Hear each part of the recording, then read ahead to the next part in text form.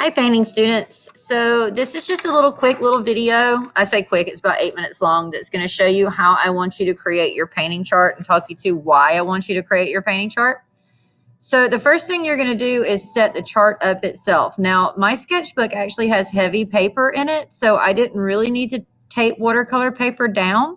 But I did it anyway just to show you how easy it is. Just use painter's tape or masking tape, cut you a piece of watercolor paper that's smaller than your sketchbook page, and you tape it in. Now, in the directions, it says that your grid needs to be at least 1/2 inch by 1/2 inch. I actually did mine 3/4 inch by 3/4 inch, so I had more room to work with. And that's fine. Just, make use of your space. As long as it's at least a 1/2 inch grid, you're good. We're doing this based on your Prang watercolor palettes that we have in the room. If you have your own watercolors and you want to experiment with more color, that's perfectly fine. But if you want to use the same 8 colors that we're using, like are in the grid, then you're going to need 9 squares going vertically and 9 squares going horizontally, because you're going to want 1 square on each side that is just the pure color so that you can see examples. And at the end, you'll see what I'm talking about. So what you're going to do is when you start painting these things, you're going to start with your first color first, which red is the first one in the palette. So I'm just going by the same colors as the palette. You're going to start with that first color, and you're going to paint the whole vertical red line. You're going to do all your verticals first because those are your base colors. And what the whole point of this is for you to be able to see how when you start blending colors, depending on what color you start with and how you layer your colors, you're going to get totally different effects. So just like I did here, you're going to do your whole vertical red first. Then to keep your colors from running together, because you've already experimented with watercolor, so you know wet on wet, they're going to bleed and run, and you don't want that. So skip your orange, skip your second color, and go to your third color, which is yellow. So go ahead and do your vertical yellow, and then you're going to skip green and go straight to your blue. And then after your blue, you're going to skip your violets. And with most color charts, you don't put your neutrals in it because those come from blending colors. But since we have them, I wanted to go ahead and introduce you to some neutrals and what neutrals will do with your other colors. So you are going to do brown and you are going to do black on this. And we'll talk about those more in class. So once you've done your verticals every other one, by this point, your first ones you did should be dry, even if you haven't taken any breaks. If they're still wet, you're using too much water. So ease up on the water a little bit. Notice also how light my colors are. When you're working in layers, no matter what medium it is, you start with light layers. You can always go darker, but once you've made it dark, you can't go back and make it light again. So take your time and fill in each color with just one light layer first. So now we're working back through. So I'm going to do the orange that goes in between the reds and the yellows. Then I'm going to do the green that goes in between the yellow and the blue. And then I'm going to do the violet. And then we're also going to add black. One of the things that I want you practicing with this is notice how smooth my colors look. So when you were doing your experimenting with watercolor techniques, you wanted them to like blend together and to fade out. You were creating gradients. Trying to make watercolors look smooth, try to make them to where they don't look like they have a gradient, actually takes some practice. So that's one of the things you have to do with this. Try to smooth those colors out. Figure out how you do that. The key is you are painting with water. So that water moves around, but also you have to be careful about not overworking your page, because if you paint it too much, then it ends up damaging the tooth of the paper underneath and you get those little bubbly looking pieces in there, and you don't want that. Now, once you've finished all your verticals, they're dry.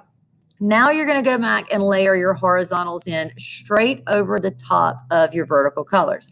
This is where you're going to start seeing the difference in the colors. So I did the red. Now I'm going to do the yellow.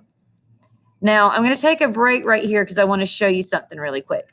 This is yellow and red, and that is yellow and red. Look at the difference in those two colors. The one at the top is with yellow on the bottom and red on top. The one on the right is red on the bottom and yellow on top. This is what I mean by layering. Do you see how drastic those two colors are differently? But yet you're using the same two colors. So that's what you're going to be looking at as you do this color grid. It's how these colors layer on top of each other and what different effects you get depending on what colors you're using. Also with the browns that we're doing here, brown is considered a neutral color. Browns, blacks, whites, grays, those are all neutrals. You can create those by mixing your other colors together. The reason I have you putting the browns and the blacks in here is because I want you to see that there's two different ways that you can create values in your colors. Most people, when they're trying to make a color darker, are going to go straight to black. For a lot of your paintings you're going to do in here, I'm not going to allow you to use black at all. You're going to have to figure out how to use your other colors to create those darker values, to create those shades. Okay, so notice this. When you look at this thing here, all these colors that are along this side here, these are one coat of a pure hue of a watercolor. Now, when you do them as two coats, here you got your red, then you start getting more of those hues, orange, pure yellow, pure green, pure. And so do you see how much more intense the color is when you do that with just 2 layers? You can put 3 layers, you can put 4 layers, depending on how intense you want your colors to be. Then also, as we talked about before, you get a lot of difference depending on which color is on the bottom and which is on the top. These two right here are both orange and red. But when the red is on the top, it becomes more of a red-orange. When the red is on the bottom, now it becomes more of a yellow-orange. So same thing. These are the 2 colors that I showed you earlier. You've got the yellow on the bottom here. So it's more of a red-orange, and you've got the yellow on the top here. So completely drastically different colors that you're going to end up with depending on which is on top and which is on the bottom. The same thing is true for all of your other colors. You see those going through everything else. Notice what the brown does to your colors. If the brown is underneath, then your colors look very dull, very muted. That's what neutrals are going to do to your colors. You can create tones usually by adding grays. Browns are going to give you a similar effect to that without sucking all the color out of it.